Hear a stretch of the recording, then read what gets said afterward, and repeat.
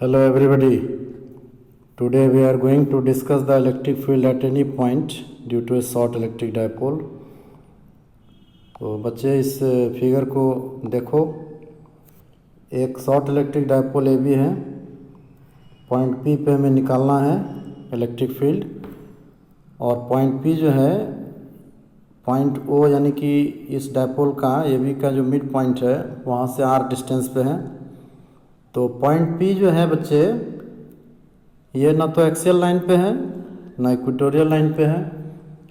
तो अब हमें क्या करना होगा, इस पॉइंट पी को एक्सियल और इक्वेटोरियल लाइन पे लाने के लिए ये जो शॉर्ट इलेक्ट्रिक डायपोल है उसको हम दो पार्ट में रिजॉल्व करेंगे। ठीक है, पहला जो पार्ट है पी कॉस थीटा वो है डायरेक्शन ओ पी के साइड में, और दूसरा जो है परपेंडिकुलर टू ओ पी है। ठीक है, समझ गए हो। अब देखो, ये पॉइंट पी पे इलेक्ट्रिक फील्ड जो है पी कॉस थीटा जो डायपोल है इसके कारण से इलेक्ट्रिक फील्ड E1 है। ठीक है, और E2 जो है with respect to dipole P sine theta. ठीक, तो E1 देखो एक्सियल लाइन का इलेक्ट्रिक फील्ड इंटेंसिटी हो जाएगा 1/4πε0 2p cos theta by R Q along P D, और ये जो E2 है E2 हो जाएगा 1/4πε0 p sine theta by R Q along P C. अब फिगर में तुम क्लियरली देख चुके हो कि E1 E2 के बीच का एंगल 90 है, तो रिजल्टेंट इलेक्ट्रिक फील्ड जो है लिखेंगे √E1 square plus E2 square. इसका वैल्यू देने के बाद ये तुम्हें जो है फाइनल आंसर मिल रहा है। तो उम्मीद करते हैं कि ये तुम समझ गए होगे अच्छे तरीके से। अब हम इलेक्ट्रिक फील्ड जो है रिजल्टेंट इलेक्ट्रिक फील्ड के डायरेक्शन पर बात करेंगे। तो आओ देखते हैं कि ये किस तरीके से फाइंड आउट होगा। देखो, let us suppose that resultant electric field intensity makes an angle alpha with the direction of E1. So we can write tan alpha equal to PC by PD, which is further written as E2 by E1. और अब इसमें तुम value अगर बैठाओगे E2 और E1 का, then you will get tan alpha equal to half tan theta. तो ये हो गया direction of the resultant electric field eight point P. अब चलो आगे बढ़ते हैं बच्चे इलेक्ट्रिक लाइंस ऑफ फोर्स में, देखें क्या होता है। An electric lines of force may be defined as the curve along which a small positive charge would tend to move when free to do so in an electric field, and the tangent to which at any point gives the direction of the electric field at that point. बच्चे, ये curve तुम देख रहे हो, ये जो curve तुम देखे हो ये इलेक्ट्रिक लाइन ऑफ फोर्स है। इसका फॉर्मेशन कैसे होता है देखते हैं। A small positive charge placed in an electric field experiences a force in a definite direction, and if it is free to move it will start moving in that direction. The path along which this charge would move will be a line of force.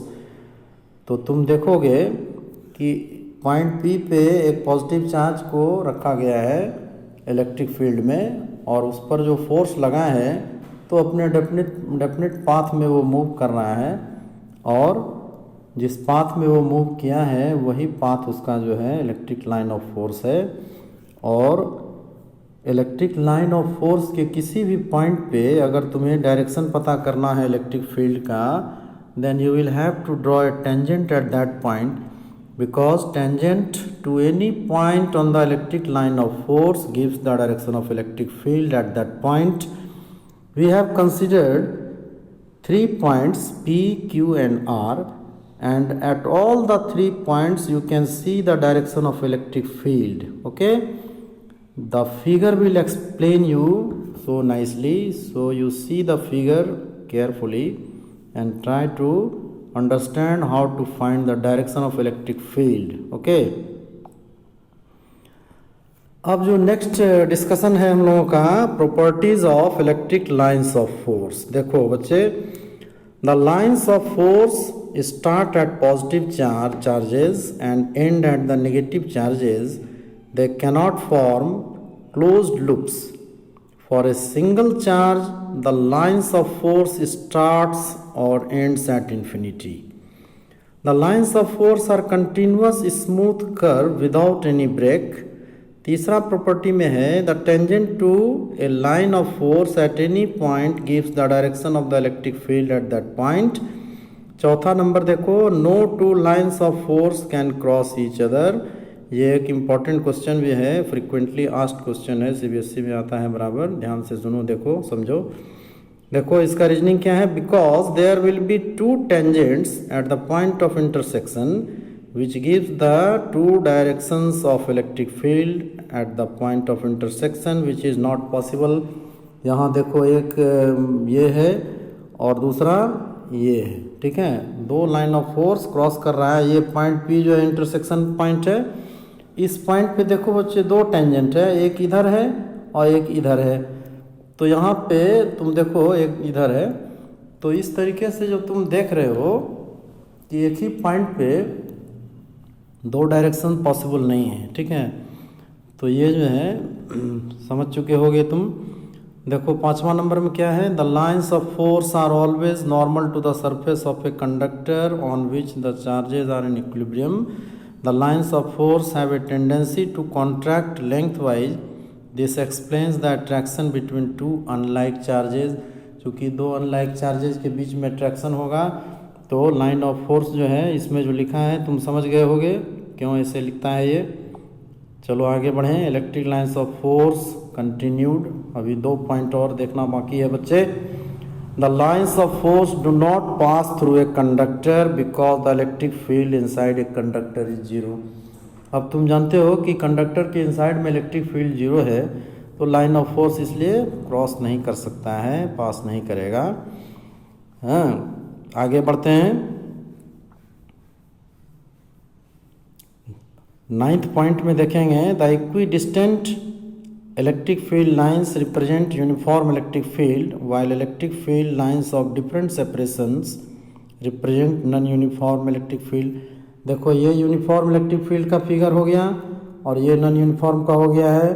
अब देखो दोनों में difference क्या है कि पहला जो figure तुम देख रहे हो इसमें तुम देख रहे हो कि इलेक्ट्रिक फील्ड लाइंस जो है पैरेलल है एंड दे आर इक्विडिस्टेंट, ठीक है.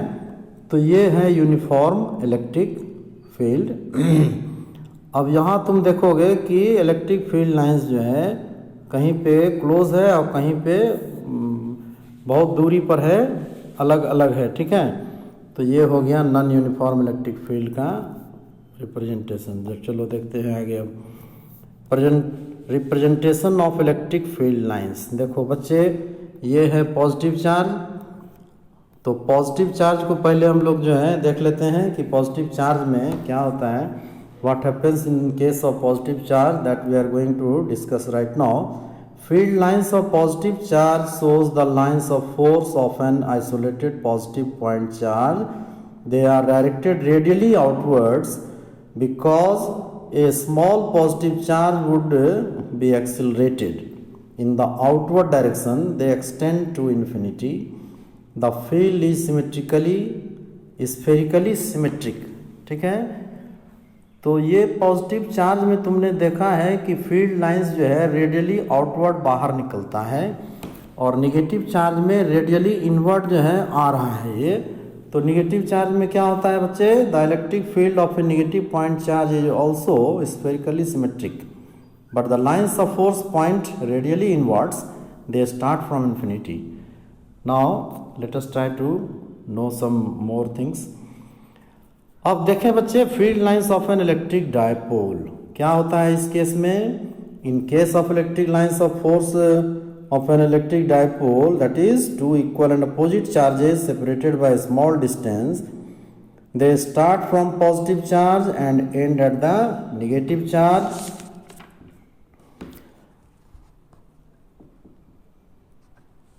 द लाइन्स ऑफ फोर्स बच्चे इसमें तुम लोग जो तुम देखे होगे कि पॉजिटिव से स्टार्ट किया है देखो और निगेटिव पे ख़त्म हो जा रहा है यानी कि ends at the negative. The lines of force seems to contract lengthwise as if two charges are being pulled together. This explains the attraction between two unlike charges. समझ गए? तो आगे बढ़ते हैं.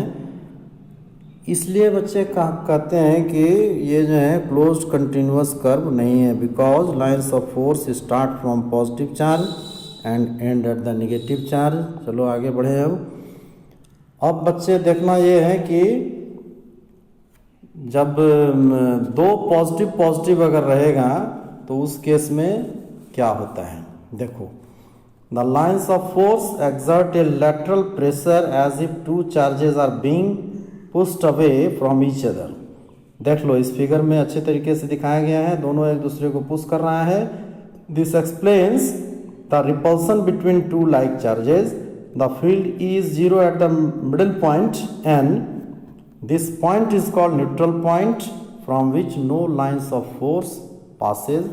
इस पॉइंट पे दोनों एक दूसरे को न्यूट्रलाइज करता है और कोई फील्ड लाइन पास नहीं करता है, इसलिए एन को हम लोग क्या बोलते हैं, न्यूट्रल पॉइंट. अब चलो देखते हैं field pattern of a positively charged plane conductor.